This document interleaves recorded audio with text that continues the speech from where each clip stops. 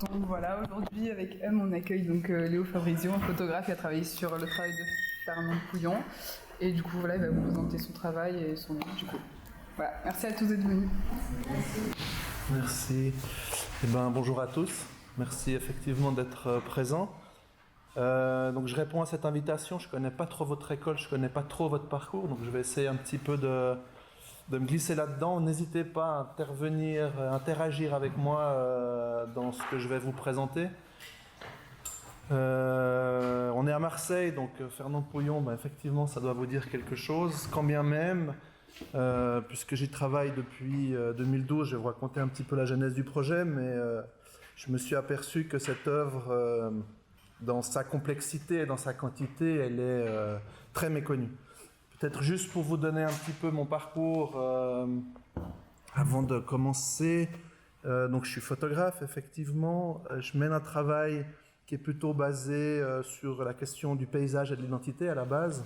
Donc en me questionnant beaucoup sur tout ce qu'on construit, modifie notre paysage, et que ce paysage qu'on modifie à nouveau qui on est. Si on part du statut que notre environnement influence notre identité. Donc j'ai fait un travail pendant 5 ans à peu près sur les bunkers en Suisse. Vous savez que la Suisse, elle a cette espèce d'îlot, ça fait pas partie de l'Europe, au milieu de l'Europe, entouré de montagnes et non pas de mer, mais au fait on a ce caractère un peu d'insulaire, et en même temps on est à la croisée des chemins, et moi j'avais décidé, en tant que photographe, de raconter cette histoire en m'appuyant sur ce que j'ai à disposition, c'est-à-dire le réel. Je ne fais pas de mise en scène, je ne fais pas de montage, etc. Je fais un travail qui est documentaire, à la chambre, donc avec je vous en parlerai après, une chambre 4/5 du film. Et à travers ce que je perçois du monde qui m'entoure, j'essaye de communiquer sur notre manière d'interagir avec ce monde qui nous entoure. Et une des manières de le faire, c'est évidemment de bâtir. Et quand on parle de bâtir, forcément, au bout d'un moment, on s'intéresse à l'architecture. Et donc, j'ai fait ce travail de 5 ans sur les bunkers. J'ai fait un autre que j'ai pas ici parce que le livre est épuisé. J'ai fait un autre travail pour consulter après en Asie du Sud-Est. C'est-à-dire que du moment que je me suis dit, en Suisse, on a un caractère d'insulaire, on se fortifie un petit peu de tout le monde en construisant des fortifications, des bunkers camouflés parfois pour ne pas trop alerter nos voisins, et qu'à nouveau on modifie un petit peu notre identité. Est-ce que en Asie du Sud-Est, par exemple, ça fonctionne la même chose? Donc je suis allé faire ce travail qui s'appelle Dream World en Asie du Sud-Est, en me posant les mêmes questions, en fait, à quel moment le logement, le lotissement individuel ou vernaculaire a une certaine logique, et à quel moment il est pris par l'industrie, l'économie, la politique, il devient un petit peu utile à une autre fin. Et puis comme ça, j'ai déroulé sur 17 ou 18 ans maintenant cette pratique. Et puis j'ai fait évidemment des séries assez précises, et puis entre-temps j'ai fait beaucoup d'enseignements, notamment avec des architectes à l'École Polytechnique Fédérale de Lausanne, dans des écoles d'art, des workshops, des interventions. Et puis une de mes caractéristiques était justement de questionner le monde bâti, de questionner l'architecture. Et dans ces enseignements, vous le faites certainement aussi, sont venus beaucoup de voyages d'études, de voyages de recherche autour de l'architecture. Donc j'ai effectué sur une dizaine d'années un travail qui s'appelle Bestiaire, qui questionne en fait nos rapports au monde bâti. Et dans ce travail, soit avec des étudiants lors de workshops, soit à travers des voyages d'études avec des architectes ou même seul, j'ai parcouru des grandes villes réputées notamment pour leurs objets architecturaux, Chicago, Athènes, etc., etc. Et puis une de ces villes qui était sur ma liste, mais parfois quand on est photographe, on est pour des questions de budget principalement, on est un petit peu opportuniste. On va là où les aventures nous emmènent, et j'avais très envie d'aller à Alger, puisque pour moi, n'y étant jamais allé, Alger-la-Blanche, si ce n'est évoquer des rêves chez moi, me faisait fantasmer. Et donc un mandat, une commande par hasard m'emmène à Alger pour photographier l'ambassade, enfin la chancellerie suisse, de l'ambassade de Suisse qui était en construction à Alger. Et puis c'est ce qui m'emmène en 2012 dans cette ville. où évidemment, la première fois, j'y vais pour un mandat, et puis j'y retourne en 2014 photographier le chantier fini, et je décide de faire une série photographique que vous voyez ici, sur cette ville, avec cette fameuse ville d'Alger, avec la Casbah sur la gauche. Ici, on a un endroit assez symbolique qui s'appelle le balcon Saint-Raphaël. La ville coloniale qui se déploie au pied de la Casbah, puis en prolongement du centre. L'aérohabitat, vous voyez ici, qui est ce grand volume dessiné par les disciples de Le Corbusier. Vous savez que Le Corbusier, malgré qu'il en rêvait, n'a jamais construit Alger. Des plans obus, il en a fait et refait. Ses disciples ont fait une espèce d'unité d'habitation version de l'autre côté de la Méditerranée, en faisant la fameuse galerie marchande à l'extérieur, etc., etc. Et puis vous voyez 2-3 autres icônes, cette espèce de, j'arriverai pas à le montrer, mais presque les gens l'appellent la centrale nucléaire, mais de cheminée, comme ça, qui est le Sacré-Cœur de Paul Herbet. Et puis le monument aux martyrs qui est tout en haut sur la colline, là-bas à droite, avec les 2 cités de Pouillon qui sont juste à côté. Voilà, je me confronte une première fois à cette ville qui est évidemment, comme toutes les villes, mais peut-être encore plus à Alger, chaotique, strate de plusieurs époques et de plusieurs construire. Et pour moi, c'est ça qui est assez fascinant à Alger, c'est qu'elle a une topographie qui est très particulière, avec ces pentes qui descendent sur la mer. Cette mer qui est, alors, je suis suisse, on a un autre rapport à la mer que vous, mais ici, la mer, elle est face au soleil, enfin, elle est avec le soleil. À Alger, elle est dans l'autre sens. Et donc, ça génère complètement un rapport complètement différent et à la ville et à la mer. Et puis, en même temps, étant donné que ça a été une colonie française, puis une indépendance, etc., elle reflète absolument toutes les strates des enjeux de la construction dans une ville qui est une capitale, avec de l'exode rural, avec le regard du monde et puis l'oubli du monde, je reviendrai là-dessus, et puis ces rêves de grandeur, par exemple l'hôtel Horaci, qui est cette grande barre que vous avez en haut à droite, cette icône absolue qui est la Casbah, qu'on devine tout à droite de l'image, et puis cette ville chaotique qui se construit à différentes époques autour.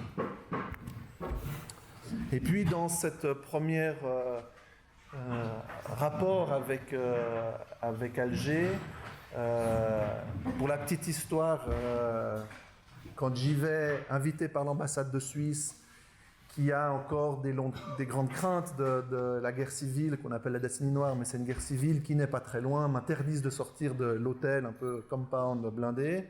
Évidemment que la première chose que je fais, c'est de me lier d'amitié avec l'architecte qui est qui gère le chantier, l'architecte algérien, et lui dire je veux voir cette ville. Donc il m'emmène de nuit, et ça c'est ma première confrontation avec les œuvres de Pouillon, qui avaient traversé mon existence, mais n'étant pas architecte, j'avais pas plus retenu que ça le nom de cet architecte. Et puis je crois qu'il y a quelque chose que je vous livre aujourd'hui, mais qui est très important pour moi, c'est que parmi toutes les architectures que je photographie depuis plus de 18 ans maintenant, celle de Pouillon, c'est celle que qui se vit physiquement le plus. C'est-à-dire qu'elle a un impact tout de suite visuel, évidemment, mais cette pierre, l'ambiance lumineuse ici, juste avec ces lampes au sodium, les lampadaires de la route, les strates qui viennent s'adjoindre, ici les paraboles, donne et puis évidemment sa structure, la manière dont elle est construite, quelque chose qui vous prend physiquement, si vous avez la chance d'aller à Alger, j'espère que vous pourrez visiter les 3 cités d'Alger. C'est quelque chose d'assez impressionnant, dont la manière physiquement dont ça vous embarque. Ici, évidemment, vous êtes les mieux lotis pour connaître du Pouillon. Je pense que vous connaissez évidemment le Vieux-Port, l'ensemble de la Tourette, évidemment. Vous savez qu'il a énormément construit aussi à Aix. En fait, voilà, on a un petit peu ces premiers éléments. Donc, quand on va à Alger et puis qu'on s'intéresse un peu à Pouillon, on s'intéresse aux 3 cités que sont Diar es-Saada, la cité du bonheur, Diar El Marsoul, la cité de la promesse tenue, et Climat de France. Toutes 3 construites entre 53 et 54 pour les 2 premières cités. Le climat, c'est plutôt 54, 57, 59. avec sur cette invitation, donc après le Vieux-Port de Marseille, du maire d'Alger fraîchement élu, Jacques Chevalier, 2 hommes qui se rencontrent avec une espèce de mission, de foi, j'ai presque envie de dire commune, de se dire mais en fait faire du logement de masse, faire du logement social, dans le cas particulier d'Alger, c'est s'intéresser aux plus démunis, c'est-à-dire aux populations dites pieds noirs, vous m'excuserez ce terme, mais c'est celui qu'on comprend le mieux, qui souvent sont pauvres, on ne le sait pas, mais il y a aussi une partie de la population pieds noirs qui vit dans des logements très modestes, voire des bidonvilles, et puis évidemment toute une frange de la population en 53 que personne ne considère, que sont les indigènes, comme on les appelle à l'époque, c'est-à-dire les autochtones, les Algériens, et donc par extension les musulmans. Et donc ces 2 hommes se disent, mais au fait on a une mission très importante, enfin, d'abord Chevalier qui appelle Pouillon, de loger les plus démunis, et si on le fait, il faut le faire de manière digne. Et ça, peut-être que c'est une chose très très particulière qui se passe là, où voilà, tout d'un coup cet architecte, il y a des raisons à ça, je vous les expliquerai un petit peu après, se dit je vais construire en moins d'une année 735 logements pour Saada, en pierre de taille, en y mettant tous les moyens nécessaires. Les dimensions des appartements sont imposées par l'office des HLM, mais en étant le moins cher possible et en y mettant le plus de qualité possible. Qualité dans les appartements, même s'ils sont assez basiques sur le plan d'aménagement, cuisine, eau chaude, eau courante, etc., ce qui n'est pas le cas dans beaucoup de cités de construction à cette époque. Et puis aussi un aménagement, puisqu'on est en Méditerranée, comme les logements sont petits, on vit beaucoup dehors. Traditionnellement, culturellement, vous y connaissez quelque chose puisque vous êtes aussi un pays de la Méditerranée, mais en tout cas Alger, c'est une vraie caractéristique de se dire, voilà, la place, un bassin d'eau, une fontaine participent de la vie d'une communauté, des communautés, et il s'agit de les faire vivre ensemble. Donc la première construction, c'est cette cité de Saada, qui est du logement social, mais qui est sur acquisition, donc elle est d'un certain niveau, si vous voulez, pas accessible à tout le monde.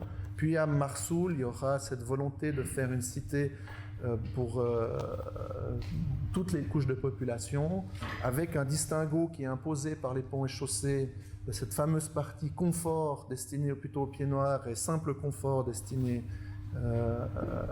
aux populations musulmanes. Et puis là, l'architecte, de nouveau, il a le choix, soit de dire, je pourrais dire je m'en fous d'ailleurs, mais il dit soit ça ne me correspond pas, soit je trouve des solutions.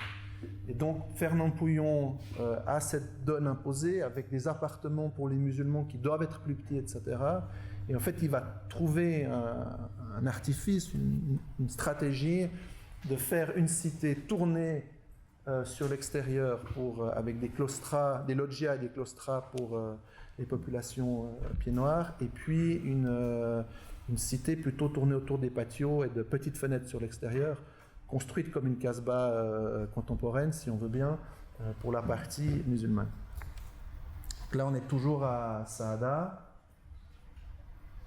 Donc là, vous voyez typiquement, peut-être que vous reconnaissez certaines de ces caractéristiques, la pierre de Fontvieille, que Pouillon, d'une manière assez géniale, alors peut-être que certains parmi vous ont lu les mémoires d'un architecte, donc où il s'exprime beaucoup sur comment il a construit ça. Il a besoin d'un matériau, il a besoin de construire très vite, donc il a besoin d'une préfabrication quelque part, et puis le béton ne lui convient pas.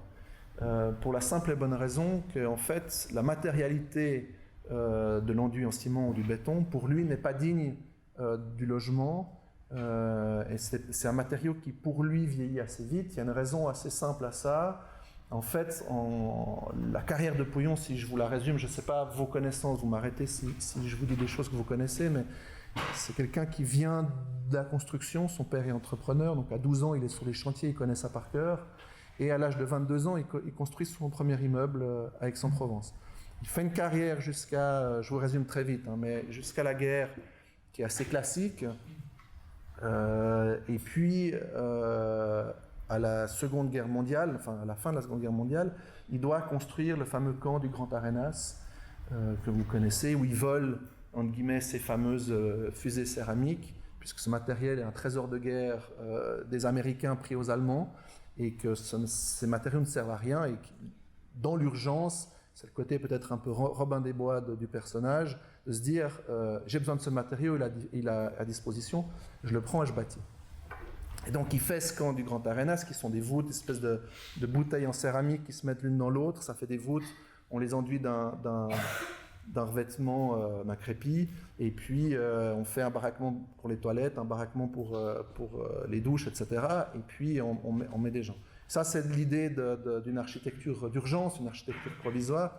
Et en fait, de nouveau, vous le savez peut-être, ce camp du Grand Arenas va durer extrêmement longtemps, va durer jusque dans les années 70 et au-delà, avec des conditions de vie et des conséquences catastrophiques. Et en fait, Pouillon va très peu en parler, mais dans les archives, on a 2-3 traces, ça va le marquer extrêmement fort, extrêmement durablement, de se dire, peu importe l'architecture que je dois faire, je ne ferai pas du provisoire. Parce qu'en architecture, le provisoire est amené à durer. Et un exemple qui est assez classique, à côté de Climat de France, il y a une cité qui s'appelle la cité Legendre, qui est une cité provisoire, pas dénuée de caractéristiques intéressantes, mais qui est construite sans eau courante, ni toilette dans les baraquements, qui est encore actuellement aujourd'hui en activité. Et donc en fait, quand Fernand Pouillon doit construire Climat de France, qui est une ville pour 50 000 habitants, sur 30 et 40 hectares de superficie, on lui demande de faire quelque chose, entre guillemets, de provisoire, pour désengorger la Casbah et un bidonville. Et de nouveau, il va utiliser cette pierre de taille, puisqu'elle lui permet, avec son fameux ami Marcero Carrier à Fontvieille, de mécaniser l'extraction de la pierre. Vous savez qu'après-guerre, la pierre n'est plus un matériau de choix privilégié, puisqu'elle est extraite encore à la main, avec des types qui scient de la pierre dans des cavernes. Et qu'en fait, juste après-guerre, à la reconstruction, il y a des fonds qui sont donnés par le ministère de la Reconstruction pour faire de la recherche, pour trouver quels sont les matériaux. Et puis, le Carrier se lance dans cette extraction mécanique. Et puis, le béton, évidemment, qui est une industrie qui marche du feu de Dieu, puisqu'elle a construit tous les bunkers et qu'elle n'a pas été bombardée, va devenir le matériau privilégié et surtout mis en avant par les Siam et les modernes. Alors que Pouillon et son Carrier, eux, vont devoir trouver un système pour pouvoir construire en pierre. Il le trouvera en approchant Blachette, Georges Blachette, qui est, si vous voulez, le soutien financier de l'homme politique qui est le maire d'Alger, Jacques Chevalier, qui va finalement acheter la carrière de Fontvieille pour une raison assez simple. C'est que lui, alors on peut revenir sur le pourquoi du comment et la fortune qu'il fait grâce à ça, cet homme d'affaires, en fait, envoie sur Marseille une plante qui s'appelle l'alpha, qui est une plante qui sert à faire de la fibre à papier. Et en fait, les armateurs ont des bateaux qui viennent pleins de l'Algérie, notamment aussi parce que l'Algérie a pendant longtemps été le grenier de la France, de blé et le jardin aussi de fruits et légumes, mais les bateaux rentrent à vide. Et en fait, Pouillon a cette idée un peu géniale, où on dirait win-win aujourd'hui, de dire, écoutez, vous amenez vos bateaux pleins, et moi je les réutilise il est Marseillais, il connaît les armateurs du Vieux-Port, et en fait il négocie avec eux un retour qui ne coûte quasiment rien, puisque le transport des pierres de Fontvieille à, je ne connais pas aussi bien que vous la région, mais je crois que c'est Tandberg, c'est ça, où il y a le port industriel. En tout cas, toute la pierre de Fontvieille a toujours servi à construire Marseille. Si vous allez à Fontvieille, il y a plus de 400 carrières souterraines, c'est les Baux-de-Provence, etc. Donc c'est vraiment un circuit qui fonctionne, les camions sont là, la route existe, etc. Donc ils transportaient, je ne saurais pas vous dire exactement où, mais vers cet étang, en tout cas la partie plus industrielle du port. Et puis là, c'était acheminé directement à Alger. Et au fait, toute la construction, ici on a un climat, de ces bâtiments sont dessinés à l'avance. Le calpinage est choisi en fonction des ouvertures, de la disposition des appartements, et ça lui permet de relever ce défi qui va occuper tous les architectes modernes de la reconstruction, de construire, si vous voulez, vite, pas cher, et de manière extrêmement efficace, c'est-à-dire industrialisée. Et en même temps, on en a cours des 200 colonnes, mais je reviendrai juste sur peut-être cette image. Ça lui permet de résoudre aussi ce défi d'avoir une architecture industrielle, ou industrialisée si on veut bien, sans être jamais dans le même module répétitif. C'est-à-dire que sur le béton, une fois qu'on a des moules, un plan, parce que vont faire beaucoup les modernes dans ce qu'on appelle aujourd'hui les cités, ils vont faire un modèle de bâtiment, une barre, et puis la répéter, ou alors faire des effets d'échelle. Pouillon refuse ça, c'est pour ça qu'il se mettra aussi beaucoup à dos ses collègues architectes, en disant non, l'architecture, on peut inventer un système de modules, mais après, il faut jouer sur les hauteurs. Donc ici, on a les différents volumes, jouer sur les différents types de calpinage. Alors oui, on a une travée, oui, on a des fenêtres qui se répètent, mais simplement en jouant sur... c'est la façade de la tour, mais vous voyez les cages d'escalier qui sont avec ces claustras en terracotta, toutes les claustras, que ce soit aussi les encadrements de fenêtres, simplement en jouant sur la fenêtre qui est renfoncée, une fois à gauche, une fois à droite. Toutes les céramiques qui sont faites par les frères Sourdive permettent aussi de jouer sur ces façades. Donc ça lui permet en fait d'avoir un système constructif, mais d'avoir des registres qui lui permettent de faire une architecture qui est absolument variée. Ces 3 cités, quand vous êtes à Alger, c'est absolument formidable parce qu'elles ont un caractère propre, vous les reconnaissez, et en même temps, peu importe où vous regardez, vous avez toujours des hauteurs de niveau, des places qui sont différentes, un paysage, si vous voulez, je ne sais pas comment l'appeler, mais si vous voulez, une espèce d'horizon qui varie en permanence. Avec les cages d'escalier ventilées. Quoi? Ah ouais, je ne connais pas, j'avais pas la même image. Avec ici, par exemple, les cages d'escalier ventilées qui sont avec ces lamelles de béton fibré, ou ce jeu sur la brique qui peut être enlevée et qui fait ces ventilations de cages d'escalier, qui participent au fait que ces logements sont encore très appréciés aujourd'hui. Je reviendrai après sur le climat. Juste voilà. Donc je voulais encore vous parler en vitesse de la technique que j'utilise, qui est cette chambre grand format. Je ne sais pas si vous avez déjà vu ce type d'appareil. Donc on est sur un appareil qui fait des films 4-5 inches, 10 par 12 cm, des négatifs, qui sont dans l'espèce de châssis que vous voyez derrière. J'ai 2 films. Donc je me balade avec 30 à 40 kg de matériel sur moi. Généralement j'ai un gros trépied qui monte à 2,50 m, une échelle. Cette chambre qui me permet de corriger les perspectives. Elle est intéressante en architecture parce que quand vous avez une tour ou un bâtiment, généralement on fait comme ça pour faire la photo. Vous savez que les points de fuite augmentent et qu'on a des bâtiments qui sont déformés. La chambre, par une espèce de déformation de l'axe de vue, mais en gardant les plans du film et de l'objectif parallèles, en fait on peut regarder contre en haut, mais on corrige l'effet de perspective et les verticales restent verticales. Et en fait, cet appareil qui vient d'une caméra obscura, puis une caméra Lucida qui permettait justement la découverte, le dessin des premières perspectives à la Renaissance. Moi, j'aime l'appeler par une mauvaise traduction, mais ma caméra lucide, puisque le fait qu'elle soit extrêmement lourde, le fait que chaque fois que je fais clac pour une photo, ça me coûte 15 €. Donc vous imaginez que je ne suis pas Crésus, hein, je vous rassure, je réfléchis avant de faire une photo. Ça nécessite d'être vraiment sûr de ce qu'on fait, d'être vraiment sûr d'où je me mets, là c'est une photo digitale, hein, mais de vraiment réfléchir à ma posture et à ma prise de vue.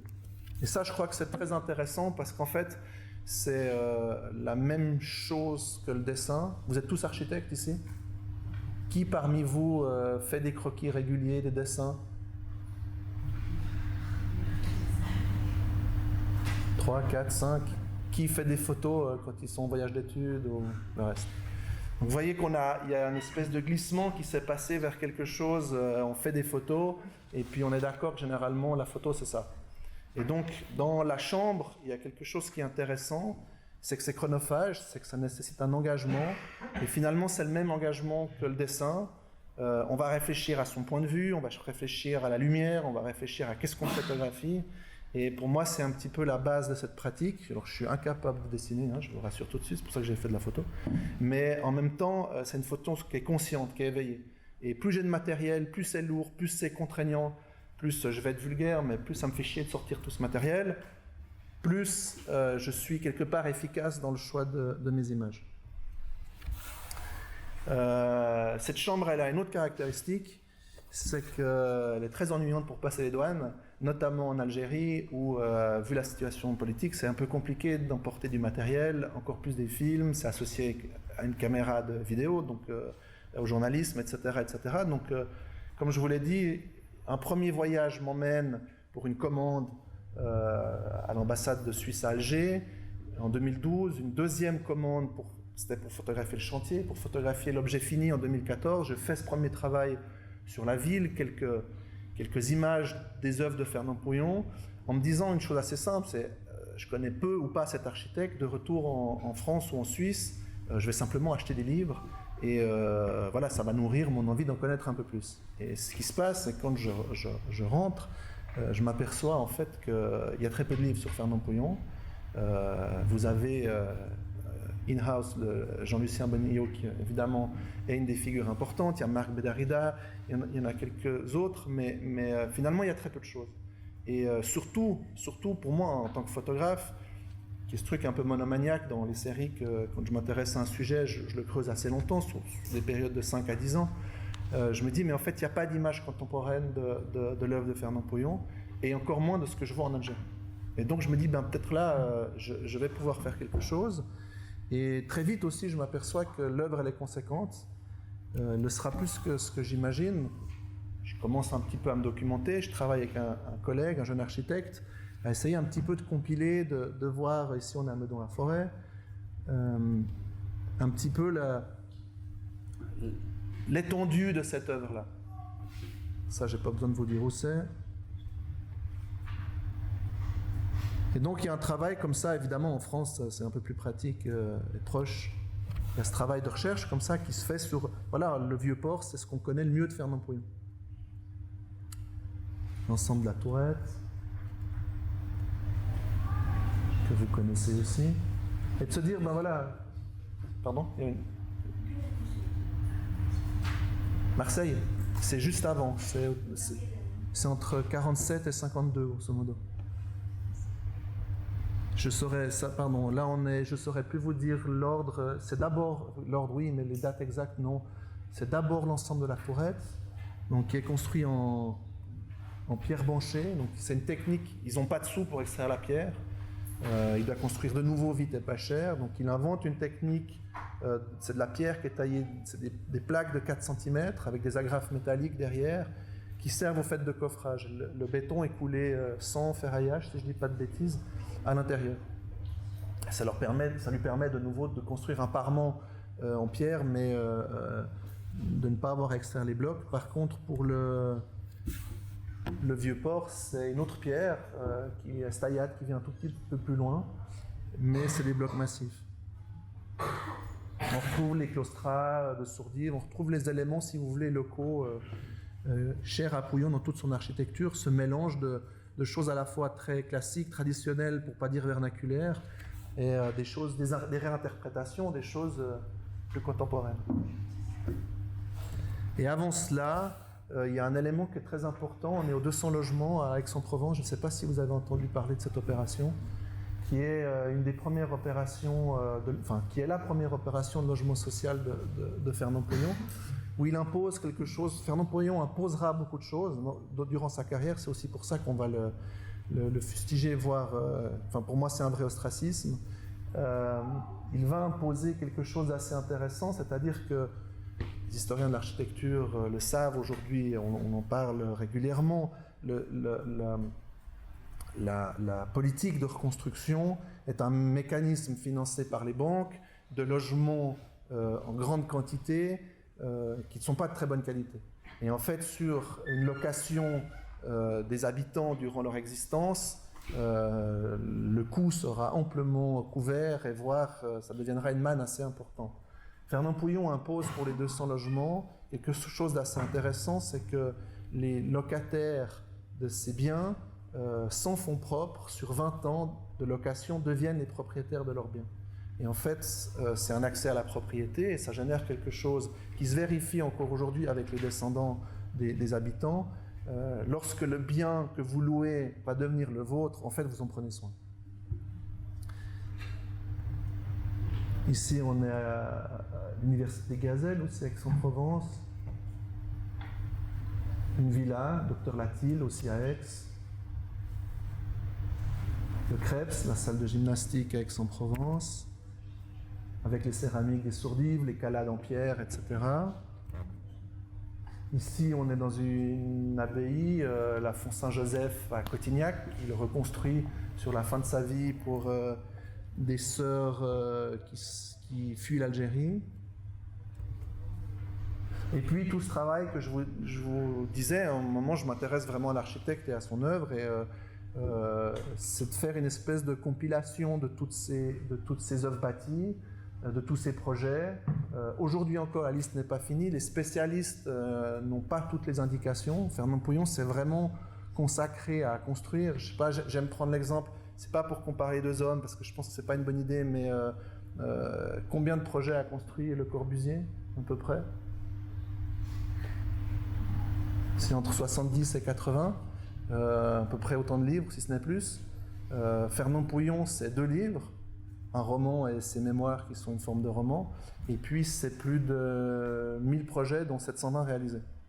Donc on peut aujourd'hui dire que c'est l'architecte qui a le plus construit au monde, en tout cas au XXe siècle, et c'est une œuvre qui est absolument colossale. Quand je vous parle d'un projet, c'est 50 000 personnes à Climat de France. Donc on est vraiment sur des choses qui sont colossales, plus une œuvre absolument remarquable d'éditeur dont on parle très peu, où en fait Fernand Pouillon commence avec des étudiants entre Aix et Marseille. On lui dit voilà, il faut enseigner à des étudiants l'architecture, et il dit à ses étudiants, moi je peux rien vous apprendre, mais je vais vous donner les 2 meilleurs dessinateurs de mon bureau et vous allez me relever toutes les façades et les places d'Aix-en-Provence pour comprendre comment ça marche.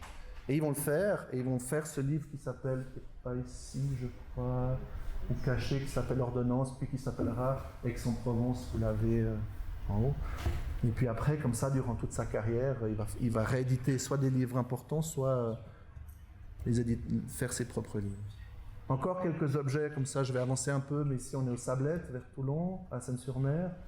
Et puis, voilà, bon, ici, elle a été transformée, la tour, hein. On voit sur la grottaire en haut la nouvelle partie, il y a une espèce de surélévation. Une démarche assez libre de ma part qui consiste à se dire, mais en fait, je ne veux pas parler de copier-coller, hein, parce que c'est un peu la tendance aujourd'hui, mais de dire il y a un univers, il y a une espèce de source chez Fernand Pouillon qui est assez importante, sans dire que ça a été exactement le modèle qu'il a copié. Qu'est-ce qui nourrit la réflexion de l'architecte? Pour moi, ici, il y a une question assez importante, puisqu'il reconstitue un petit bourg provençal dans ce qui va devenir les prémices d'une station balnéaire. Et donc, dans le bourg, il y a la place du café, avec la fontaine, etc., etc. Et puis, pour moi, il y a le pigeonnier. Et quand on est aixois, puisqu'il est aixois, il y a un pigeonnier qui est important et qui est connu, c'est le pigeonnier d'Aigosy, la tour d'Aigosy, qui est représenté ici. Et je m'amuse comme ça à faire une espèce de recherche. Ici, on est de nouveau aux Sablettes avec les petites céramiques de Sourdives. On voit aussi que c'est une architecture qui est faite avec des moyens très simples, qui est finalement l'architecture de l'homme bâti pour lui-même, c'est-à-dire qu'on se penche pour ramasser les matériaux. Ici, on est avec des déchets de tuiles pour faire cette colonne. Personnellement, je trouve assez magnifique. Et puis comme ça, je sais qu'il avait en tête l'idée de faire une espèce de dictionnaire de l'architecture provençale. Ici, on est dans la plaine de Crau, les bergeries de la plaine de Crau, où les gens ramassent les galets pour les entasser, et puis en même temps le font d'une manière assez savante. Et c'est évident que Fernand Pouillon a fréquenté, alors je n'ai pas la preuve formelle, mais a vu ces constructions et s'en est, si ce n'est inspiré, en tout cas la compréhension de ça a nourri son imaginaire d'architecte. Voilà, moi je me suis amusé ici à faire des petits parallèles entre ce parement de galets avec les pierres d'achoppement en pierre de taille, sans doute pour les échafaudages, ou en tout cas tenir le mur, les 2 parements ensemble. Et puis cette fameuse brique fourrée ou gaufrée que Fernand Pouillon fait, puisqu'il utilise la brique perforée découpée sur des profondeurs peu importantes, puisque les briqueteries, la briqueterie des Milles est à côté, ou celle de Marseille d'ailleurs, pour l'utiliser en tant que parement. Et ça, c'est quelque chose qui reviendra régulièrement. ou comme Claustra, il suffit de les laisser vides et puis ça fait une ventilation. Et puis voilà encore de nouveau ces bergeries avec le matériau qui est à disposition dans la région de Fontvieille, qui est cette pierre de taille. Et ici cette colonne qui revient à climat. Et puis évidemment les espaces que ça génère, parce que la question de volumétrie est très importante, en tout cas d'espace chez Fernand Pouillon, avec ici un espace dédié à stocker du foin, mais ces espaces que lui crée en faisant cette cour de palmiers dont il est très fier, puisqu'ils mettront des palmiers directement matures. Vous le voyez peu ici sur la droite, mais en fait il y a un sentier de cascade qui finissait dans le bassin tout en bas à droite, on voit les voitures, avec des dauphins qui crachaient, qui brumisaient de l'eau pour aussi rafraîchir en été. Et puis voilà, ces dispositifs extrêmement organiques finalement dans une architecture qu'on peut en tout cas référer à une architecture moderne qui est faite de barres et d'ensembles qui s'articulent.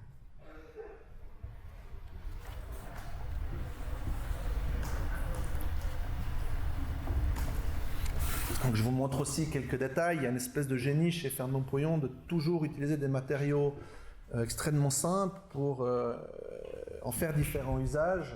Les sols, peut-être ceux qui connaissent la tourette, l'ensemble de la tourette reconnaissent ces grandes plaques de marbre brut qui sont utilisées. En Algérie, c'est des déchets, des marberies, il y en a partout, mais c'est un matériau qui reste onéreux, donc à part pour les nez de dalle de marche d'escalier, le reste c'est vraiment fait de déchets de marbre. Et puis vous voyez l'utilisation aussi de la brique, soit obstruée, soit... Ici on est à Marsoul, donc dans cette partie dite de simple confort, donc cette partie réservée aux populations musulmanes. En fait, voilà, il a cette contrainte de taille des appartements et puis cette route qui va scinder les deux. Et donc dans cette espèce de cuvette, il va en faire un dispositif de casse-bas qui en fait, là je me suis déplacé simplement de 10 mètres, je vous la refais une fois. En fait, les volumétries changent complètement et c'est un univers à peu près s'y perdre. Tellement que c'est varié et que, alors évidemment maintenant les balcons, il y a tout en haut à droite on voyait des balcons qui étaient faits de troncs de palmiers ont disparu, les différents aménagements de façade, et en même temps ils disaient mais une bonne architecture c'est une façade suffisamment forte, peu importe les toiles qu'ils y tendront. Par extrapolation, on pourrait presque dire les antennes qui ont disparu aujourd'hui, qui sont devenues des paraboles, voire des airs conditionnés. L'architecture a une expression suffisamment forte pour subsister à ça, et ça fonctionne particulièrement bien à Alger. Voilà, ici c'est assez intéressant parce qu'on voit un demi-patio avec un traitement brique, donc c'est cours intérieur, ici en fin de bâtiment. Et puis ces espaces sur le toit qui sont des espaces toujours réservés aux femmes et aux rencontres, etc., etc. Donc voilà, ça c'est des choses que moi, en tant que photographe, quelque part, je suis obligé de faire. C'est-à-dire que pour faire des images, il y a un moment donné où je dois aller sur le terrain, je dois me confronter à l'architecture. Et ça veut dire aussi passer du temps, ça veut dire d'aller au-delà de « ou mais attention, c'est dangereux »,« ou mais jamais ils vous laisseront rentrer », etc. Et puis c'est non, là je ne sais pas s'il faut y aller, ben si, il faut y aller en fait. Et puis il faut prendre le temps, il faut rencontrer les gens, il faut être sûr qu'on peut y aller, et puis c'est d'aller dans tous les chemins, même ceux détournés, ceux qui peuvent sembler un peu glauques, et puis de s'intéresser voilà, à différentes échelles à cette architecture.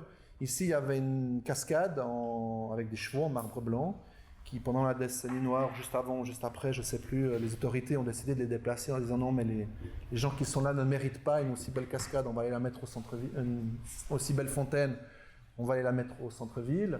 Et puis là où l'architecte aurait pu faire une façade pignon, comme ça se faisait beaucoup à cette époque, lui va décider avec sa pierre, c'est quelque chose qui est presque facile à transmettre sans plan au maçon, de dire ben, une fois tu la rentres un peu, une fois tu la sors, ça va faire un jeu avec les reflets de l'eau dans la fontaine, et puis en enlevant une pierre de temps en temps, ça fait aussi une ventilation pour ce qui se passe derrière.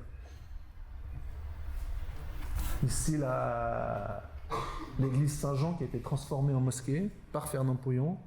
Alors peut-être pour l'histoire, parce que je ne sais plus qui maîtrise quoi de cette histoire, mais donc Fernand Pouillon est appelé par le maire Jacques Chevalier en 1953 pour aller construire il a une agence à Marseille qui marche très bien, il construit, où il y a les premiers projets en Iran qui sont en train de se mettre en place, et puis c'est un peu à contre-cœur, parce qu'il a beaucoup de choses, qu'il se rend à Alger, et puis voilà, ces deux personnages avec cette mission, peut-être ce sacerdoce commun de loger les plus démunis de manière digne et qualitative, se retrouvent, et voilà, il lui propose un programme de 735 logements avec Saada. Marsoul, c'est entre 1500 et 1700 logements. Les deux vont être construits en moins d'une année. Marsoul en 365 jours très précisément. Et puis avec une chaufferie, avec les appartements installés. Et puis Climat de France. Fernand Pouillon sera chassé par l'armée française en 57. Vous savez qu'en 54, il y a les prémices, en tout cas la déclaration de la guerre d'indépendance en Algérie, donc Pouillon sera chassé. Il y a le fameux épisode où il se dit mais j'ai une technique de construction qui fonctionne, je ne suis pas reconnu, le seul moyen que ma technique soit reconnue c'est de le faire en France. Le seul problème c'est qu'en France il n'a plus de commanditaire, il ne sera jamais commandité par les HLM, et donc il va se faire le promoteur de sa propre architecture, c'est-à-dire qu'il va aller acheter les terrains, bâtir Meudon-la-Forêt, Boulogne, etc., le point du jour, et puis il va se faire arrêter un dimanche, menotter, jeter en prison sans jamais qu'aucune plainte ne soit déposée contre lui, soi-disant sur des problèmes financiers, alors qu'en fait il y a une espèce de double mesure, d'une part d'empêcher cet architecte qui, à force de construire vite, moins cher que ses confrères, s'est fait beaucoup d'ennemis, et puis aussi avec des positions qui sont très libérales pour l'Algérie à l'époque. On sait aujourd'hui avec le recul, il y a un livre qui est très intéressant là-dessus qui s'appelle de Bernard Marais, qui s'appelle Fernand Pouillon, l'homme à abattre, qui raconte vraiment cette histoire, qui a été chercher les documents, de cet homme qui se fait aussi arrêter, et de toute cette accusation médiatico-politique qu'on lui fait, en fait sur fond de guerre d'indépendance, et du ministre de la Justice, du Premier ministre de l'époque, qui est membre de l'OAS et qui est évidemment contre ce qui est en train de se passer. Et donc Fernand Pouillon va servir d'exemple en étant emprisonné. Et donc en 61, il est emprisonné et va se poursuivre comme ça tout cet emprisonnement. Je passe en vitesse là-dessus parce que ça vous le trouvez dans les mémoires d'un architecte, son évasion et puis le retour pour le jugement. Donc là on est toute cette partie des trois cités algéroises, puis une cité dont on parle peu, et c'est fort dommage parce qu'il y a une très belle cité à Oran, se font avant l'indépendance. Donc là, vous reconnaissez la Porte de la Mer avec ses escaliers monumentaux. Donc ça, c'est aussi une des forces de l'architecte, c'est de jouer dans des registres, de faire des places, parce qu'on est dans une culture qui nécessite des places de marché, des lieux de rencontre. C'est aussi quelque chose qui crée le vivre ensemble. Et puis en même temps, ces passages, ces vues sur la mer qui permettent d'avoir une certaine allure aussi à ces logements. Vous revoyez ici les dispositifs dans la façade qui permettent de faire quelque chose à la fois répétitif et en même temps en travaillant sur les différents motifs, d'amener une animation. On retrouve ces façades travaillées de la tour. Ici on est à Marsoul. Et puis ici dans la partie de simple confort aussi les différentes céramiques qui sont travaillées. Et puis cette fameuse cour des 200 colonnes, on résume. Cette image, j'ai longtemps hésité à la faire parce qu'on résume beaucoup Climat de France aux 200 colonnes. Comme je vous le disais, Climat de France, c'est à peu près 40 hectares, 42 je crois le projet, avec une partie qui a été construite. Climat de France, c'est vraiment tous les bâtiments du haut jusqu'en bas. Il y a plus de 20 étages de différence de niveau. Il y a en tout cas il y a 45 bâtiments différents, je crois, dans des typologies extrêmement différentes. Ici, on a un bâtiment fermé avec un patio à l'intérieur, on a des bâtiments en fer à cheval, on a une petite tour, et puis on a effectivement ce bâtiment qui est cette grande cour avec ce péristyle de 200 colonnes, en fait il y en a 189 je crois, etc. Et puis ces deux propylées d'entrée. J'ai longtemps hésité à faire cette photo parce qu'évidemment dans les archives, puis par la suite d'autres photographes parce qu'elle est monumentale, parce qu'elle est impressionnante, l'ont photographiée.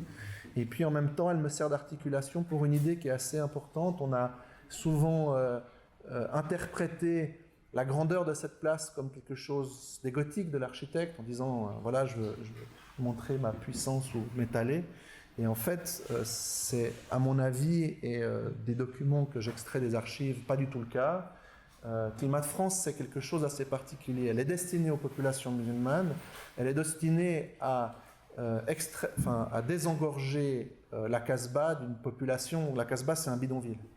Tout le monde s'est entassé, il y a des constructions sauvages, c'est encore le cas aujourd'hui, c'est le propre presque de ce genre de cité-là. Moins il y a de régulation, plus ça arrive. Et en même temps, il y a cette volonté de désengorger cette Casbah. Comme je vous l'ai dit, il y a un projet qui se fait quelques années avant Climat d'une cité provisoire, qui est en activité aujourd'hui encore. Et Fernand Pouillon, lui, il a un autre projet en disant il faut que je fasse un vrai morceau de ville qui permet d'accueillir les gens. Mais comment vous voulez demander à des gens qui vivent dans l'icône absolue de l'Algérie ou d'Alger, qu'est la Casbah, de sortir? Soit vous le faites de force, c'est possible, ça ne marche pas toujours très bien, soit vous les invitez dans quelque chose qui est au moins, si possible, équivalent. Et donc, quand on regarde la topographie d'Alger, autour de cette crique, avec la Casbah qui est sur la fin, quand vous montez sur le haut de la colline, derrière il y a un cimetière qui est toujours là, qui est juste... En fait, je suis dans le cimetière, juste à côté. Et en fait, les gens de la Casbah, quand ils vont saluer leurs morts tous les jours, le paysage qui se déploie devant eux, c'est ces carrières Jaubert qui sont au fond, et puis ce fameux Oued Korish qui est en haut de Bab el Oued, que personne ne veut bâtir parce que c'est un Oued, c'est-à-dire que quand il y a de l'eau, il y a de l'eau. Et par un tour de force, Fernand Pouillon arrive à construire sur ce lieu en ayant besoin d'ancrer des bâtiments, donc notamment il y a le bâtiment Serpent qui est en bas et cette grande place, et puis c'est de dire ben voilà, je vais construire le premier monument destiné à l'être humain. Est-ce que vous êtes d'accord de venir? Et en fait, ça fonctionnera puisque les gens seront d'accord de sortir de la Casbah pour venir habiter. Et ils vous le témoignent encore aujourd'hui de leur fierté d'être habiter là. Et dans cette architecture qui leur a été destinée en fait, où si vous voulez, l'utilisateur final a été la première chose qui a présidé au dessin et à la réflexion de l'architecte. Donc de nouveau, cette architecture qui se modifie passablement en fonction de où on se situe. Je regarde juste l'heure. Et ça, c'est le bâtiment Serpent, donc qui sert à la fois à ancrer le terrain en bas de la pente et en même temps qui doit suivre, si vous voulez, le V du WED. Et donc, il y a une hauteur variable et qui fait une courbe comme ça en fonction de... Et aussi sur cet architecte, nombre de passages, de portes. Vous avez toujours un passage monumental qui permet de circuler aux yeux de tous, et puis en même temps quelque chose de classique dans les Casbahs ou dans toute l'architecture ottomane, arabe, musulman arabe, d'avoir des passages détournés, des choses qui sont plus cachées, qui sont plus modestes, qui permettent de vous rendre aux mêmes endroits, mais avec si vous voulez, des typologies de passages différentes. De nouveau des escaliers, importants évidemment dans cette ville qui ne fait que de monter et de descendre, avec toutes les façades pignons à Climat de France qui sont travaillées en briques. Et puis il y a aussi chez moi un intérêt de parler, si vous voulez, de quelque chose qu'on dit aujourd'hui durable, mais j'aime pas trop ce mot, mais en tout cas de la résilience de l'architecture. Dans mes recherches, vous parlez de la perspective avant, je suis aussi très intéressé par exemple à des démarches de Piranèse qui va quelque part redécouvrir les antiquités de Rome, et je me mets un peu dans la peau de cette idée de cette œuvre dont on ne connaît quelques morceaux, et de se dire mais au fait je la redécouvre dans son état, c'est-à-dire que l'architecture et surtout l'architecture moderne considère un bâtiment dans son état figé au moment où on remet les clés, au moment où il est dans sa plus belle splendeur. Chez Fernand Pouillon, il y a une connaissance de l'architecture classique et une espèce de volonté de s'inscrire dans quelque chose comme si ça avait été toujours là, et donc aussi de prendre en compte ces phénomènes. Ici, il y a une explosion de gaz de ville, Et puis voilà, ils ont reconstitué ce qu'ils pouvaient comme ils pouvaient. Mais ça fait partie aussi de cette architecture qui vit avec son temps et qui en même temps, grosso modo, depuis les années 50, elle est là sans entretien. Quand ils font de l'entretien, c'est presque plus de la destruction que de l'entretien. Et ici, encore quelques images rapides de cette cité à Oran qui s'appelle Cité Valmy ou aujourd'hui El Kerma, avec de nouveau une place du marché, des passages, etc. Et puis, comme je vous disais, donc cet architecte est contraint de fuir en 57, se passe tout l'épisode français, avec l'écroulement.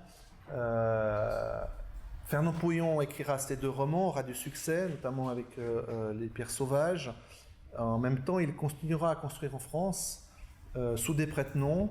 Alors on se dit, de nouveau, personnage compliqué, etc. Ce qu'on ne sait pas, par exemple, c'est qu'il reçoit une commande du président de la République, De Gaulle, pour dessiner le plan de la ville de Créteil, alors qu'il est radié à vivre de l'ordre des architectes. Donc, on commence à avoir les prémices de cette histoire qui n'est pas simplement un jugement, mais qui est un règlement de compte, et dont il est le personnage qui fait les frais. Malgré cela, on parle aussi souvent d'un exode dans sa seconde partie de carrière en Algérie, simplement que Chevalier est retourné, s'est fait naturaliser algérien, lui dit écoute, j'ai un grand projet qui n'est plus ce n'est plus un maire et une ville, mais je te propose un ministre et un pays, puisque le ministre du tourisme a besoin de reconstruire ce pays qui après l'indépendance est ravagé. Et en fait, appelé par les projets, Fernand Pouillon, qui connaît bien, puisqu'il a vécu à côté de ces cités, retourne et s'engage corps, âme et bien, quelque part, dans un projet assez pharaonique, juste après l'indépendance, en 67, qui consiste à construire sur l'ensemble du territoire tout le patrimoine hôtelier.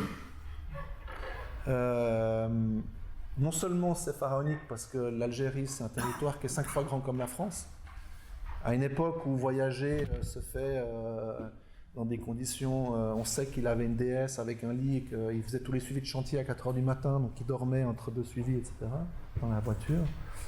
Des programmes qui sont aussi très importants. C'est-à-dire qu'on va lui commander, après, vous savez, pour Médiane, il y a tout le panafricanisme, les pays non alignés. Donc il y a des hôtels de tourisme et des hôtels de convention qui parfois ont jusqu'à 1000 lits. Donc faire des hôtels de 1000 lits, ça reste un programme assez important. Ici, on est à Tipaza, donc 2 heures de route d'Alger à peu près, avec un ensemble qui s'inspire de l'architecture ottomane ou mauresque. Évidemment, l'Espagne n'est pas très loin. Ou peut-être même de la Grèce, avec une volonté, et il s'exprimera beaucoup là-dessus. C'est pour ça que je ne lance pas comme ça la Grèce, je vous le dis, mais avec une sorte de clin d'œil. En fait, l'architecte doit répondre à une commande. Construire des hôtels, ok. Il a vécu en Algérie, il connaît la situation de l'Algérie, il sait qu'un pays après une indépendance, il y a une recherche identitaire qui est très forte. C'est souvent compliqué d'en parler, mais le mécanisme de la colonisation génère des choses qui sont assez rudes, notamment des mouvements de population, notamment des déracinements de population, notamment des mécanismes qui visent à effacer l'identité des gens. L'Algérie, c'est un pays fantastique, pour y avoir passé beaucoup de temps, je peux vraiment le dire, qui a des caractéristiques très particulières de par l'immensité de ce territoire. Les populations du Sud n'ont rien à voir avec les populations du Nord, les populations de l'Est n'ont rien à voir avec les populations de l'Ouest. Donc on a affaire à en fait des peuples berbères, des peuples qui, durant leur histoire, ont eu des très grands moments de gloire ou de puissance, ou en tout cas qui ont marqué, notamment culturellement, l'identité du pays, et puis des grands moments de colonisation ou d'invasion, parce que les Romains, est-ce que c'est une colonisation ou une invasion, on pourra en débattre, mais ont envahi, ont été présents en tout cas en Algérie, notamment à Tipaza. Évidemment, on appelle ça un protectorat, mais les Ottomans ont aussi été présents, les invasions arabo-musulmanes, les morts, l'influence espagnole, évidemment l'influence française. Et en fait, chez l'architecte, il y a une compréhension que cette choses-là, en fait, ces différents restes du passé, constituent l'identité de ce pays. Et qu'en fait, dans la douleur d'une colonisation, on est un peu focalisé sur des choses, mais qu'en fait, les Romains ont apporté énormément culturellement en Algérie, et architecturalement. Et qu'en fait, peut-être que lui, son devoir, c'est de, à travers l'architecture, réinjecter de la culture, réinjecter de l'identité, à travers cette architecture qui appartient finalement aux utilisateurs, donc au peuple. Et ce qu'il va faire à travers un mécanisme qui est assez simple, qui est un peu l'équivalent des congés payés, si vous voulez. Lorsque vous allez en vacances ou en touriste, vous avez une envie de découverte, vous êtes dans une humeur, un état d'esprit dont les vacances vont vous marquer à vie généralement. C'est des bons souvenirs. Et donc il va utiliser ça pour faire des clubs med, des choses qui sont assez populaires, pour permettre aux Algériens qui voyagent dans leur pays de redécouvrir leur pays. Et aussi, on est encore à Tipaza avec cette piscine naturelle en fait, que sont les anciennes carrières romaines, où ils ont extrait la pierre pour construire les ruines qui sont encore sur le site touristique. Et puis, Fernand Pouillon va réinterpréter un théâtre antique, alors qu'il est fait en pierre et en béton, dans le lieu, pour à la fois rappeler ce passé important, et puis en même temps proposer des programmes culturels, puisque dans le tourisme, on peut aussi ramener de la culture, et ces théâtres fonctionnent encore aujourd'hui. Il y en a plusieurs, il y en a un à Sidi Fredj, et il y en a un à Tipaza. Puis de nouveau aussi, voilà, après moi j'ai un travail, une nouvelle strate de lecture, qui est ce travail sur l'état de ces hôtels. Vous savez que durant les années 70, il y a ce moment de ferveur incroyable où tout est possible, quelque part, on se reconstruit, donc il y a un élan, même si ces hôtels sont faits de manière très chiche avec des bouts de ficelle. C'est plus de 40 hôtels qu'en 67, ils dessinent sur tout le territoire. Et puis, le temps, les choses se délitent, et puis il y a dans les années 80, fin 80, début 90, cette décennie noire, ou cette guerre civile assez importante, enfin, très forte en Algérie, qui va faire des ravages très forts, et ces hôtels qui vont en grande partie tomber à l'abandon. Ici, on a El Kala, vers la frontière tunisienne, avec toutes ces typologies que Fernand Pouillon va inventer en refusant systématiquement de faire 2 fois le même hôtel. Et en fait, c'est aussi, alors c'est à la fois douloureux, parce que c'est une architecture que je considère, et que plusieurs considèrent de qualité, et qui en même temps est dans un état avancé, de dégradation avancée. Et puis en même temps, c'est assez intéressant parce qu'il en reste presque plus que la structure, quoi. Donc c'est une archéologie qui vous permet de comprendre beaucoup de choses, de comment ça a été fait. Ici, vous aviez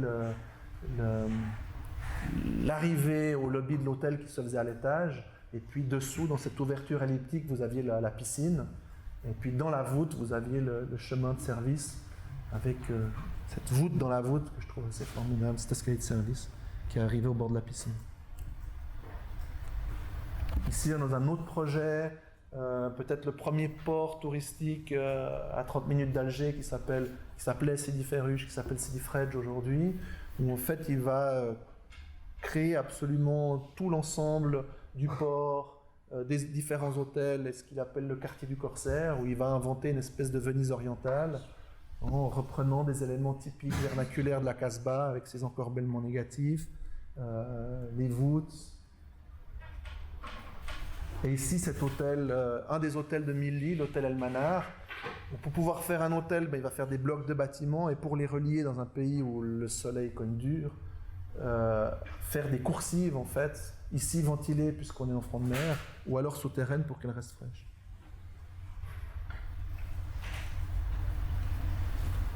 Donc là, je vous montre tout ce travail que moi j'ai mené sur cette idée de redécouvrir les ruines, et puis peut-être pour emprunter cette phrase, de dire que seule la bonne architecture donne des bonnes ruines. Ça, je ne sais pas, mais en tout cas de se dire, peu importe son état, il faut en donner une iconographie contemporaine, c'est-à-dire de se confronter à l'œuvre architecturale dans l'état où elle est, puisque chez Fernand Pouillon, et ça a été le grand problème de tous les historiens de l'architecture et de tous les chercheurs, c'est que il ne s'est jamais affairé à garder ses documents, à garder les plans. Il disait mon œuvre me défendra, que je sois mort ou vif.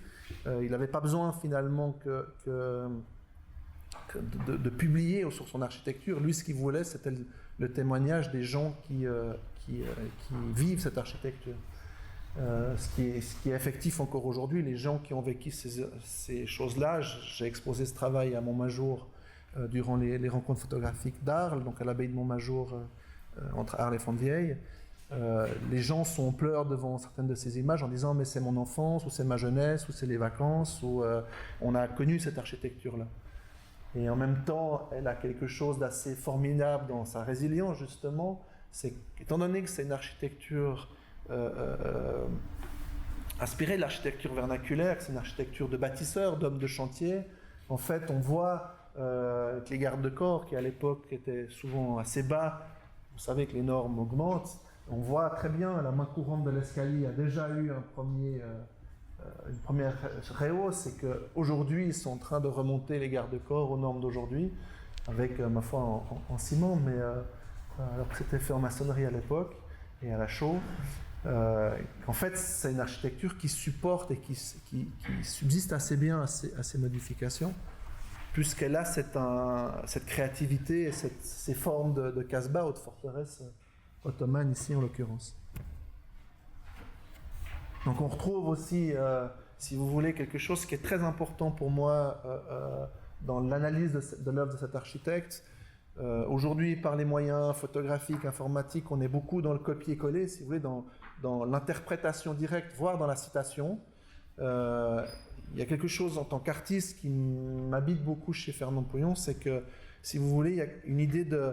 Bien sûr qu'il voit des choses, mais il les ingurgite, il les digère, si vous voulez, il les restitue à sa sauce. Et ici, dans le travail des ouvertures, qui ont de multiples influences, etc., et ça se retrouve dans l'ensemble de son œuvre, il y a vraiment une intelligence de composition, et puis en même temps, il y a un mélange des sources et des inspirations qui se retrouvent fréquemment, notamment dans le vernaculaire algérien.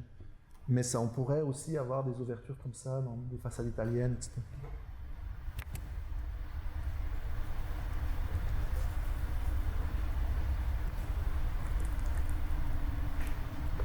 Cette architecture à la chaux qui était faite pour être enduite. Évidemment, aujourd'hui, on vend des peintures en plastique et puis les murs se remplissent d'humidité. Donc, ils reviennent à des systèmes à la chaux aujourd'hui. Et puis aussi ce rapport au vernaculaire, comme je vous disais, qui est assez formidable chez Fernand Pouillon.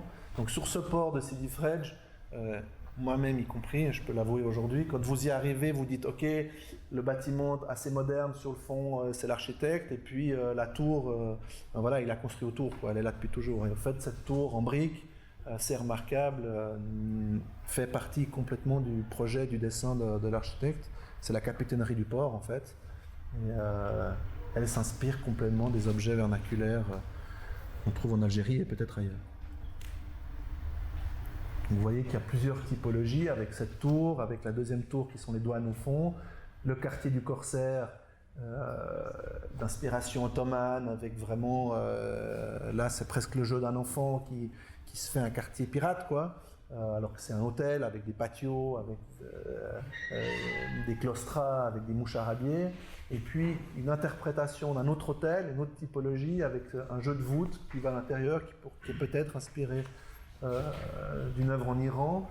Et puis cette chose assez remarquable que je connais bien parce que je l'ai visité, ces loggias que vous avez, en fait c'est des duplex, des appartements en double hauteur avec ces loggias qui sont à la fois extrêmement dans la ville, puisque le port de Sidi Fredj est extrêmement animé la semaine mais surtout les week-ends, et puis en même temps vous êtes dans l'animation urbaine et en même temps vous êtes toujours en retrait, donc avec le respect de l'architecture musulmane, jamais à la vue des autres. Et en même temps ça ventile, c'est des loggias qui sont extrêmement fraîches, et puis ça se rejoue sur deux duplex qui sont à l'étage avec la loggia sous le toit et puis encore une espèce de balcon à l'étage supérieur. Là, je suis depuis la tour avec le restaurant qui est une autre forme d'inspiration, et puis l'hôtel de 1000 lits qui s'appelle El Manar en haut sur la colline. Et puis de nouveau, voilà le jeu créatif de l'architecte. Ici, pour cette salle des fêtes, il doit construire de nouveau un bâtiment rapidement avec peu de moyens, Donc il va inventer un moule pour sa façade. C'est pas du béton, c'est pas du ciment, c'est une espèce de staff, mais une espèce de béton léger. Il a un entrepreneur, Garibaldi, avec qui il travaille pour faire ça. Et puis, ce module peut soit être fermé, et puis ça fait un office de parement, ou les ouvertures peuvent être ajourées, ça fait de la ventilation, ou alors avec un système de plaques en fibre, de faire un effet de moucharabier. Et ici, c'est toute la fenêtre. On ne voit pas très bien ici avec le projecteur, mais en fait, comme une porte de garage, toute la fenêtre se lève et permet de ventiler en entier ce qui était une salle des fêtes, ce qui est toujours d'ailleurs une salle des fêtes ou un restaurant. Ici, on est à l'arrière du bâtiment d'hôtellerie. En fait, ce sont des appartements en location avec ces coursives ventilées, évidemment, qui distribuent les appartements. Et je vous parlais de moyens simples, et puis en même temps, dans un escalier très simple, une certaine forme d'élégance. Ici, les patios classiques qu'on retrouve toujours dans la Casbah et qui va reconstituer. On va souvent l'accuser de pastiche et de d'effet théâtral, et en même temps, il l'assume, et c'est vraiment ce qu'il cherche. C'est-à-dire son envie, c'est plus de reconstituer l'effet que ça génère sur le visiteur que la véracité des matériaux employés, etc.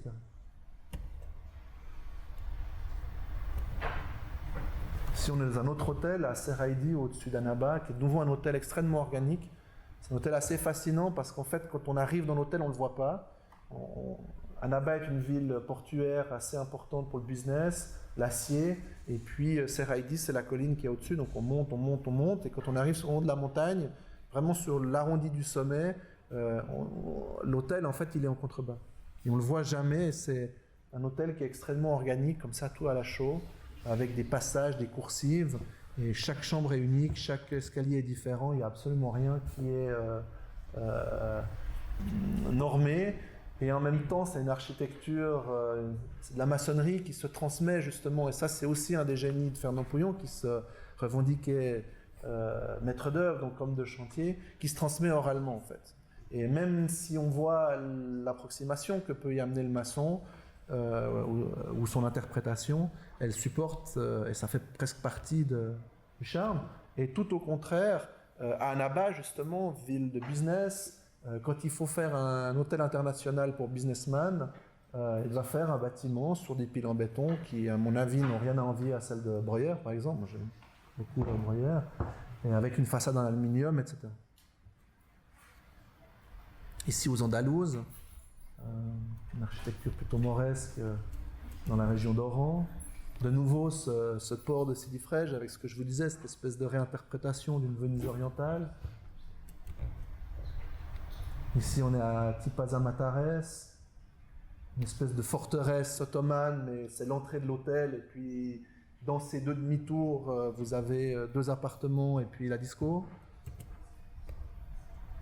Et puis, tout d'un coup, là, au milieu, des formes extrêmement contemporaines ou modernes, qui est aussi une des forces de Pouillon, c'est-à-dire de mélanger des registres assez forts. Et pour expliquer ça, il y a un mécanisme qui est assez intéressant, c'est-à-dire qu'il explique assez clairement qu'en fait, l'architecture, c'est des effets. Le monumental en est un, le pittoresque en est un, mais c'est aussi des effets qui vous permettent de vous raccrocher à quelque chose. Quand vous vous retrouvez dans une architecture, même si elle est théâtrale quelque part, qui vous rappelle ce que vous avez connu, qui vous permet de vous ancrer dans quelque chose, l'architecte peut vous emmener vers des formes nouvelles.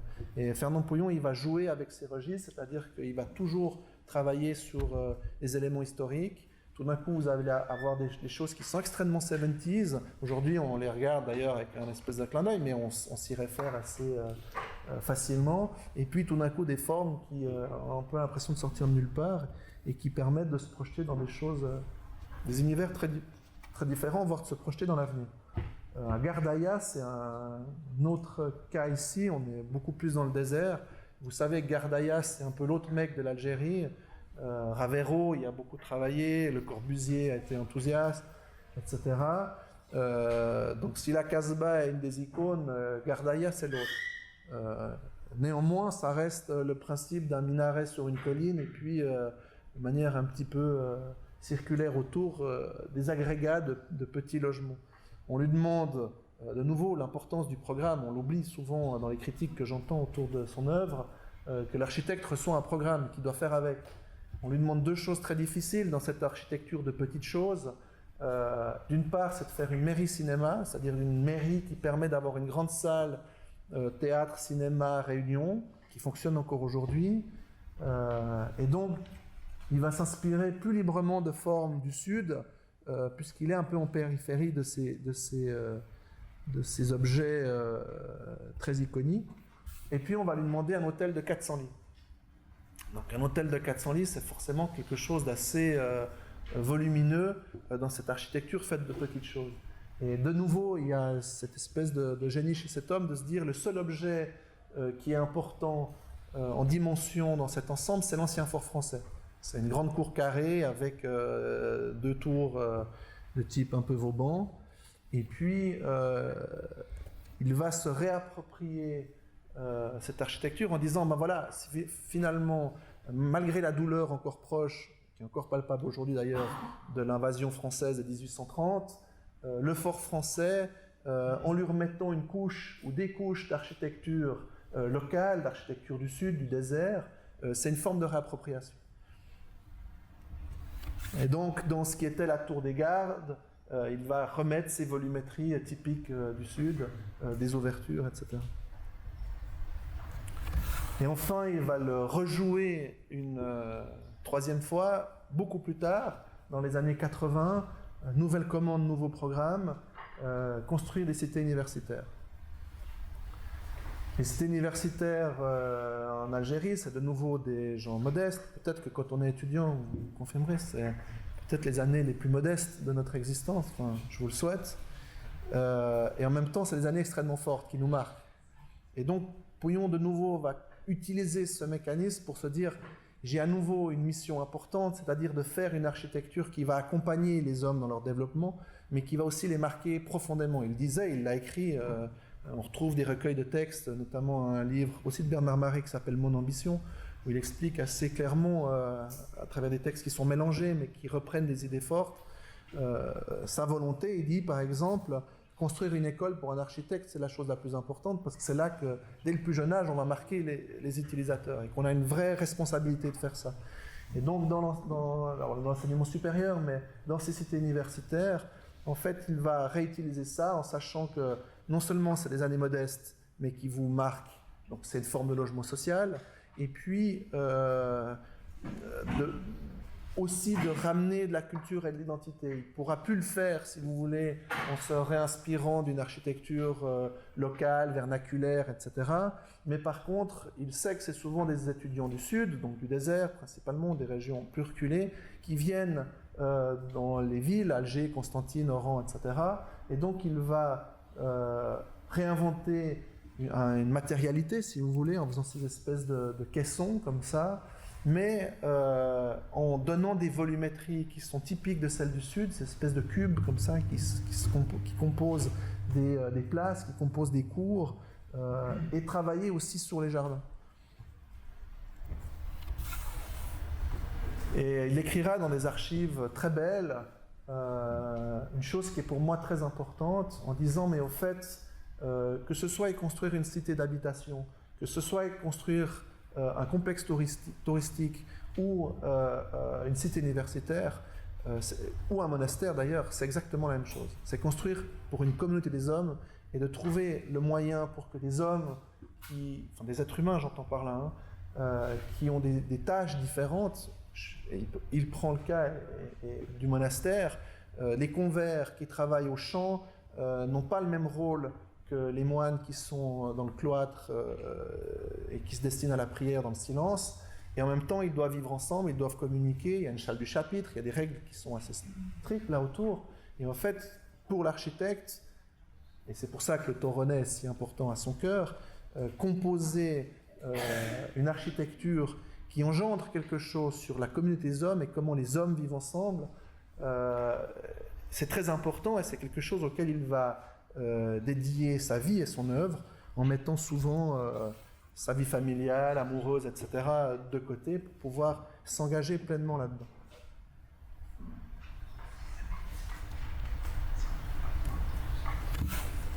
Donc voilà, je vais quand même mettre une petite image de cet architecte dont on parle à mon avis peu. Je ne sais pas si vous en parlez, on vous en parle beaucoup durant votre enseignement. Moi, ça me paraît être quand même assez particulier d'avoir là un architecte français je vous montre ici principalement la partie algérienne, mais qui a construit notamment en Iran, en Afrique de l'Ouest.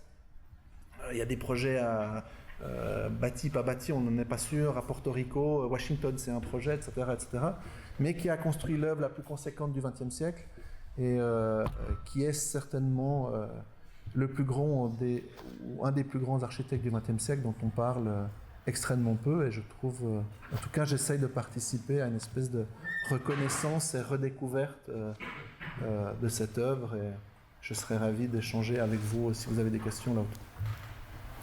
Voilà.